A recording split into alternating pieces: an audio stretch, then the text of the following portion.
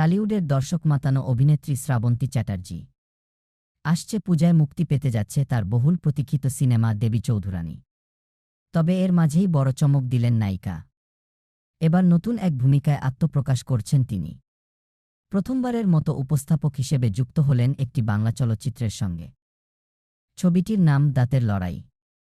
সিনেমাটির প্রযোজনায় রয়েছে 7 হর্স প্রোডাকশন এবং পরিচালনা করছেন বিপ্লব কয়াল। দাঁতের লড়াই একটি গ্রামীণ প্রেক্ষাপটে নির্মিত এক মানবিক ও সামাজিক গল্প, যেখানে কেন্দ্রীয় চরিত্র খুকু নামের এক ছোট মেয়ে, যার প্রিয় ক্যান্ডির নামই দাঁতের লড়াই, আর সেখান থেকেই সিনেমাটির নামকরণ। এই সামান্য চকলেটকে ঘিরে খুকুর জীবনের বড় টানাপোড়েনের গল্প উঠে আসবে ছবিটিতে।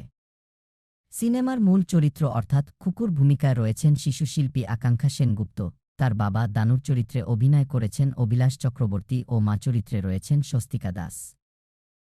অন্যান্য গুরুত্বপূর্ণ চরিত্রে রয়েছেন পার্থ ঘটক, চৈতালি জানা, বাবলু বন্দ্যোপাধ্যায় সহ অনেকে। সিনেমাটি প্রসঙ্গে শ্রাবন্তী বলেন, দাঁতের লড়াই এক হৃদয়স্পর্শী সিনেমা। পরিচালক বিপ্লব কোয়াল ও তার টিম যখন এই সিনেমাটি প্রেজেন্ট করার প্রস্তাব দেন, তখন আমি আগ্রহ নিয়ে সিনেমাটি দেখি। দেখার পর মনে হয় এটা একটা সুন্দর ও মননশীল কাজ, যা মানুষের মন ছুঁয়ে যাবে।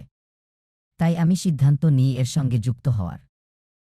এই প্রথম পরিবেশক হিসেবে কাজ করছি, তাই এক নতুন অভিজ্ঞতার মধ্য দিয়ে যাচ্ছি। বাংলা সিনেমার প্রতি আমার ভালোবাসা থেকেই এই দায়িত্ব গ্রহণ করেছি। দাঁতের লড়াইয়ের গল্প ও চিত্রনাট্য রচনা করেছেন পরিচালক বিপ্লব কোয়াল নিজেই। এরই মধ্যে প্রকাশ্যে এসেছে সিনেমাটির টিজার ও গান। চলতি বছরের 1 জুলাই প্রেক্ষাগৃহে মুক্তি পেতে যাচ্ছে এই সিনেমা।